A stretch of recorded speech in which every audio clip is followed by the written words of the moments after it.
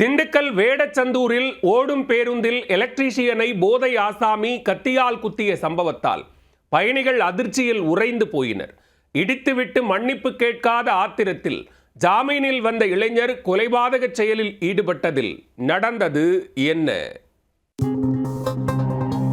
திண்டுக்கல் மாவட்டம் வேடச்சந்தூரிலிருந்து சிங்கிலிக்கம்பட்டி கிராமத்துக்கு அரசு நகர பேருந்து ஒன்று சென்றது. அதில் 50க்கும் மேற்பட்டோர் பயணம் செய்தனர். எரியோடு பகுதியைச் சேர்ந்த 50 வயதான கணபதி ராஜா என்பவர் நூற்பாலை வேலைக்கு செல்வதற்காக அந்த பேருந்தில் ஏறியுள்ளார். அதே பேருந்தில் குறும்பப்பட்டியைச் சேர்ந்த 26 வயதான சிவநாதன் என்பவர் பயணித்துள்ளார். பேருந்து சென்று கொண்டிருந்த போது எதிர்பாராத விதமாக சிவநாதன் மீது கணபதி ராஜா உரசியதாக கூறப்படுகிறது. இதனால் ஆத்திரமடைந்த சிவநாதன் இடித்துவிட்டு மன்னிப்பு கேட்க மாட்டியா என்று கேட்டு ஒருமையில் பேசி திட்டியுள்ளார்.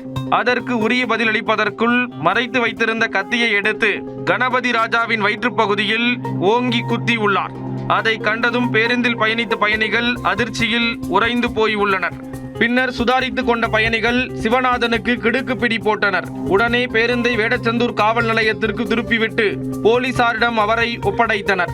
மேலும் கத்தி குத்துப்பட்டு காயமடைந்த கணபதி ராஜாவை ஆம்புலன்ஸில் ஏற்றி சிகிச்சைக்காக அரசு மருத்துவமனைக்கு அனுப்பி வைத்தனர்.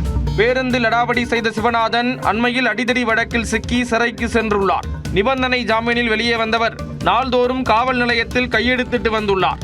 இந்த நிலையில் மது போதையில் கத்தியுடன் வந்த சிவநாதனை உடனே இங்கிருந்து கிளம்பு சாமி என்று போலீசார் கெஞ்சி கூத்தாடி அனுப்பி வைத்துள்ளனர்.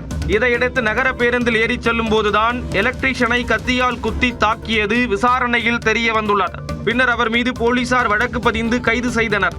அடிதடி வழக்கில் கைதாகி சிறை சென்று ஜாமீனில் வந்த அடாவடி இளைஞர் பேருந்தில் லேசாக உரசியவர் மன்னிப்பு கேட்காத ஆத்திரத்தில் கத்தியால் குத்தியது வேடச்சந்தூர் பகுதியில் பரபரப்பை ஏற்படுத்தியது.